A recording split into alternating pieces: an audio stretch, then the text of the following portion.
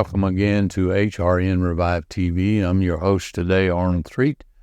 And as we continue our series in the sons of Noah, we have looked at the sons of Noah and found varying generations who have, to some degrees, embraced our Creator King and His Son Yeshua for who they are.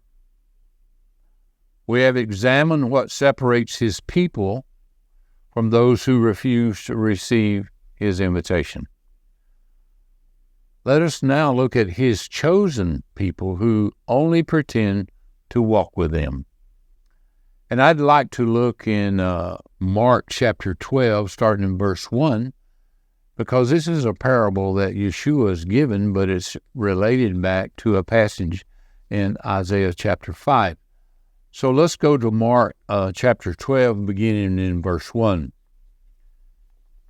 And he, Yeshua, began to speak to them in parables.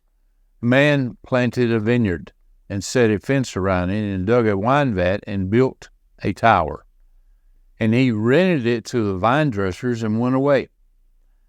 And at the season he sent a slave to the vine dressers, that he might receive from the vine dressers the fruit of the vineyard. But taking him, they beat him and sent him away empty. And again he sent to them another slave, stoning the one. They struck him in the head and sent him away, insulting him. And again he sent another, and they killed that one, also many others, indeed beating these and killing these. And afterwards he had one beloved son, and he sent him to them at the end, for he said, perhaps they might be ashamed in front of my son. But these vine dressers said to themselves, this is the heir. Come, let us kill him, and the inheritance will be ours. And taking him, they killed him and threw him outside the vineyard. What then will the master of the vineyard do? He will come and will destroy the vine dressers and will give the vineyard to others. Have you not even read this scripture? The stone which the builders rejected, this one came to be the head of the corner. This came about from Yahweh, and it is marvelous in our eyes.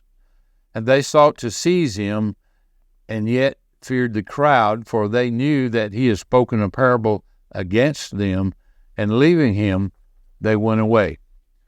Now here we see that the religious leaders of that day, being scribes and Pharisees, Sadducees, knew that he was speaking against them and knew what was in their hearts. So they were some pretty vile guys.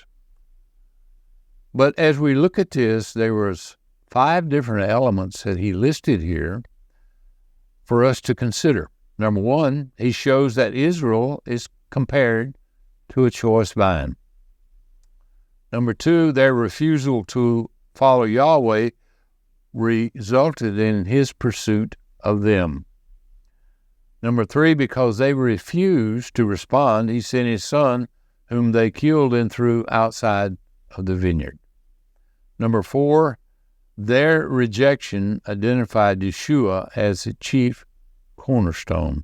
Psalms 118, 22 and 23, which states, the stone which the builder rejected has become the head of the corner. This is from Yahweh, and it is marvelous in our eyes. Number 5, those testing him from the leaders of this choice vine understood and wanted to kill him to protect their position. So we can see here that our Creator King misses nothing for those who trust in him. It is very exciting to follow him and keep his word and walk out our life every day, knowing that he has established us through his son, Yeshua. He has placed in his word in several places a short history for his people Israel. I would like to share here of one that speaks to what we're looking at today. That is Isaiah chapter 5, beginning in verse 1. Now I will sing to my beloved a song of my beloved concerning his vineyard. My beloved has a vineyard in a faithful horn, and he dug it and cleared out its stones and planted it with the choicest vine, and built a tower in its midst, and also hewed out a wine vat in it. And he waited for it to produce grapes, but it only produced rotten grapes. And now, O people of Israel and the men of Judah, I ask you, judge between me and my vineyard. What more could have been done to my vineyard that I have not done in it? Who knows? I waited for it to yield grapes, but it yielded only rotten grapes. And now I will make known to you what I will do to them, to my vineyard. I will take away its hedge, and it will be burned. I will breach its wall, and it will become a tangled ground. And I will lay it waste, and it shall not be pruned or hoed, but briars and thorns shall come up. And I will command the clouds from raining rain on it, for the vineyard of Yahweh of hosts is the house of Israel, and the man of Judah is his delightful plant. And he waited for justice, but behold, bloodshed, for righteousness, but behold, a cry. Woe to those touching house to house, bringing near field to field, until the end of space, and you are made to dwell alone in the middle of the land.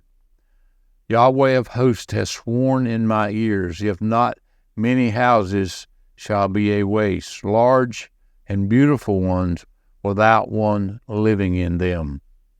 Yea, 10 acres of vineyard shall yield one bath, and the seed of an omer shall yield an ephah. Woe to those who rise early in the morning to pursue fermented drink, tarrying in the twilight while wine inflames them. The lyre, the harp, timbrel, and flute, and wine are at their feast, but they do not regard the work of Yahweh. Yea, they do not see the work of his hands. For this people go into exile without knowledge, and his men of glory into famine, and his multitude into parched thirst. So Sheol has enlarged its appetite, and opens its mouth without measure. And her glory and her multitude and her uproar, he who has exalted in her shall come down into it. And man is bowed down, and man is humbled, and the eyes of the proud are humbled. But Yahweh of hosts is exalted in judgment, and Elohim, the Holy One, is proven holy in righteousness. Then the lambs shall feed as in their pasture, and strangers shall eat the waste places of the fatlings. Woe to those who draw iniquity with cords of vanity, and sin as the ropes of a cart, who say, let him hurry and hasten his work, so that we may see, and let the purpose of the Holy One of Israel draw near and come, so that we may know. Woe to those who say evil is good and good is evil, who put darkness for light and light for darkness, who put bitter for sweet and sweet for bitter. Is this not where we are today? Is this not rampant not only in this country, but around the globe? Is he not portraying our situation here? And he tells us in Ezekiel 9 we should be crying out against all of these atrocities. And I pray that you are joined with me and so many others about crying out against these atrocities in our land and around the globe today. Resuming in verse 21, woe to those wise in their own eyes and the discerning in their own sight. Woe to those who mightily to drink wine and men of strength mix fermented drink, who justify the wicked for a bribe and turn aside the righteousness of the righteous from him. So as the tongue of fire devours the stubble, and the flame burns up the chaff, their roots shall be like rottenness, and their blossoms shall go up like dust, because they have rejected the Torah of Yahweh of hosts, and despised the word of the Holy One of Israel. On account of this, the anger of Yahweh is kindled on his people, and he has stretched out his hand against them, and has struck them, and the mountains quaked, and their dead bodies were as filth in the midst of the streets.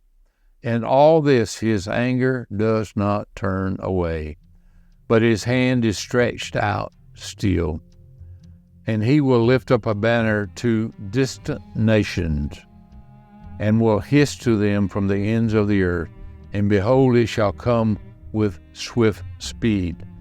None shall be weary, none shall stumble among them. None will slumber or sleep, none shall waistcloth of their loins be open, nor the thong of their sandals broken. Those arrows are sharp, and all their bows bent. Their horses' hooves shall appear as flint, and their wheels like a hurricane. Their roaring shall be like a lion. They shall roar like young lions, yea, they roar and seize the prey and carry it away. No one shall deliver. And in that day they shall roar against the roaring of the sea.